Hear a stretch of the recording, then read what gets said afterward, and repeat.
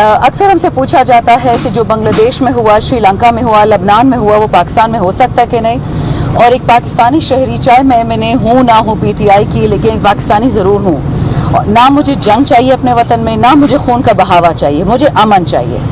बनू वाले निकले, जिसे अमन पासून कहते हैं, अमन के लिए निकले तो उन पर गोलियाँ बरसाई गई। कुरम में शिया सुनी, ये फजूल चीज़ें, जो लोग हज़ारों सालों से भाई बहन की तरह रह रहे थे, उनमें ये तसादुम डाल दिया गया।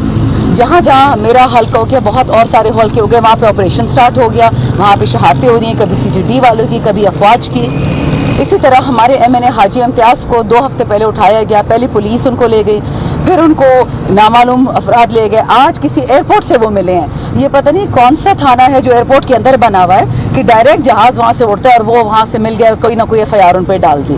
देखिए, ये तरीके पुराने हो चुके हैं। अवाम से आप फायर वॉल क्या, आप वाटर वॉल भी लगा देना, अवाम नहीं देना चाहती अपने टैक्स के पैसे आपकी जेबों में। अदालत चलती है, अदालत की तनख्वाहें तो मेरे और आपके पैसों से।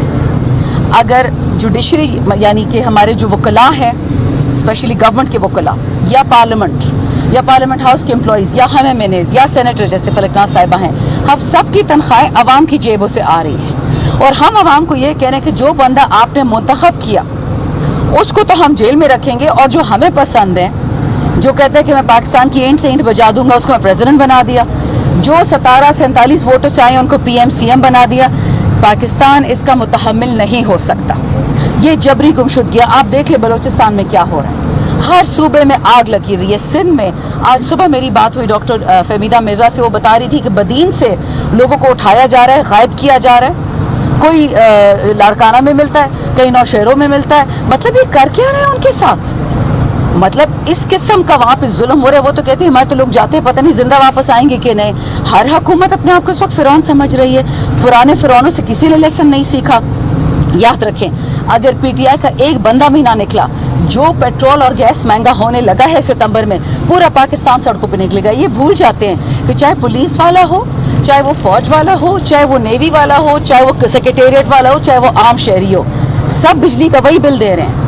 इन इंडिपेंडेंट पावर प्रोड्यूसर्स ने जो पाकिस्तान के साथ जुल्म किया है, नेपरा ने इनके साथ पैसे नेगोशिएट किए और तय ये किया कि हम आम पाकिस्तानी, आम आवाम इन सेठों को डॉलर में पैसे देंगे। हम डॉलर कमाते नहीं हैं, डॉलर में पैसे देंगे जो बिजली ये नहीं बनाते और जो बिजली ये नहीं बेचते। यानी माशाल्लाह इनकी फैक्ट्रियाँ बंद पड़ी हैं, लेकिन हम उनके पैसे दे रहे हैं। मैंने तो इजाज़त नहीं दी उनको ये डील करने की। ये डील किसने की थी 2013-14 में, जिस चोर की हुकूमत थी।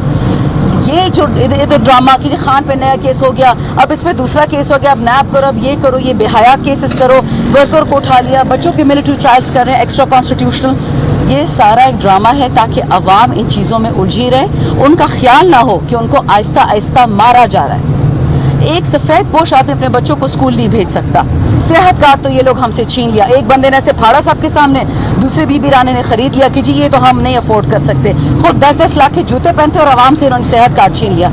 मतलब कहने का ये है कि अब पाकिस्तान को PTI की ज़रूरत नहीं रही। अब सारी आवाम निकलेगी, अपना हक मांगेगी, और फिर इनके पास शेख हसीना वाजिद इंडिया भाग गई ना, इनको कोई जगह भी नहीं मिलेगी भागने के लिए। तो यही वक्त है, सोच समझ से, अमन से, प्यार से, भाईचारे से, हमसे तमीज़ से बात करें, इज्जत से करें। हम आपकी हर बात मानने को तैयार हैं। बट ये झूठ हर रोज़ निकल आता है कि जी इमरान खान ने माफ़ी क्यों मांगी, क्यों नहीं मांगी, कैसे मांगी, बात क्यों नहीं करता, बात क्यों करता है, अपना नुमाइंदा क्यों दे दिया, नुमाइंदा देता क्यों नहीं है।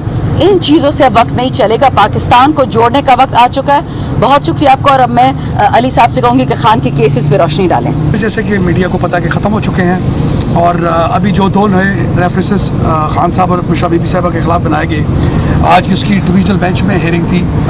मैं जस्टिस मियां गुल हसन औरंगज़ेब साहब के पास, और उसमें मेरे सीनियर बैरिस्टर सलमान सफदर साहब ने बताया कि किस तरीके से हमने 8 मई को ये जो है इनको चैलेंज किया था, और उसके आगे तकरीबन 5 डिफरेंट डेट्स दी गई आज दिन तक। और हर दफ़ा जब हम उसको लगाते थे और फिर वो कॉल अप नहीं होता था और उसको कैंसिल कर दिया जाता था। तो आज जो डिविजनल बेंच था उसने ये कहा कि हम ये दोनों को क्लब होने के लिए चीफ जस्टिस साहब के पास भेजते हैं, और चीफ जस्टिस साहब जो हैं फिर वो बताएंगे कि इसको किस बेंच के अंदर जाना है। उसके साथ साथ आज हम शंदाना गुलजार साहिबा और उमैर न्याजी और खान साहब की बहनें, फिर आज हम जेल गए। बैरिस्टर सलमान सफदर साहब भी हमारे साथ थे, लेकिन अनफॉर्चुनेटली जो इस 2 नंबर और फार्म 47 वाली हुकूमत है, उसने आज फिर हमें खान साहब से मुलाकात नहीं करने दी गई। हमें काफ़ी देर तक बाहर खड़ा किया गया। हमने कोशिश की कि हम खान साहब से मुलाकात कर लें, लेकिन अनफॉर्चुनेटली हमारी मुलाकात नहीं हो सकी। तो हमारे हौसले इंशाल्लाह बुलंद हैं और बुलंद रहेंगे। ये भूख हड़ताली कैंप एक अलामती कैंप है, लेकिन ये बार बार इन 2 नंबर और फार्म 47 के जो हुक्मरान हैं इनको याद दिलाता रहेगा कि तुम्हारी औकात क्या है। तुम्हारी सिर्फ 17 सीटें थी और तुम फ्रॉड से और इलेक्शन कमीशन के साथ मिल के और जो तुम्हें लाने वाले हैं वो ला के तुम्हें बैठाया गया। तुम्हारी असल हकीकत कुछ दिन पहले जो एक इंडिपेंडेंट इदारा था पटन, जिसने यास्मीन राशिद और नवाज शरीफ के हल्के का जो रिजल्ट था उसको कंपाइल किया और बताया कि हल्के की 100% वोट की बजाय 130% वोटें पड़ी हैं और मेजॉरिटी वोट जो थी वो यास्मीन राशिद ने ली है। तो जो इस वक्त जाके रायबंद में बैठा है उसको भी अपनी औकात याद आई होगी कि मैंने इस इलेक्शन में क्या किया और आवाम मुझसे कितनी प्यार करती है। बिजली के बिल हों, पेट्रोल की कीमतें हों, गैस के बिल हों, इंशाल्लाह जैसे हमारी MNA साहबा ने कहा कि बहुत जल्दी आप देखेंगे, आप, मैं और ये अवाम, ये सब लोग इनके सताए हुए हैं। ये सब लोग इनके जो बिजली के कारखाने हैं, इनकी जो शुगर मिलें हैं और इनके जितने भी बड़े बिजनेस हैं उनके हम जो है ना वो बिल्कुल सताए हुए हैं। और सून इंशाल्लाह सितंबर में, अक्टूबर में खान साहब की आवाज़ पर ये पूरे पाकिस्तान लब्बैक करेगा और हम इंशाल्लाह स्ट्रीट्स पर होंगे। जो पुराने देरीना मुतालबात हैं जिसमें सबसे सरे फहरिस्त हमारे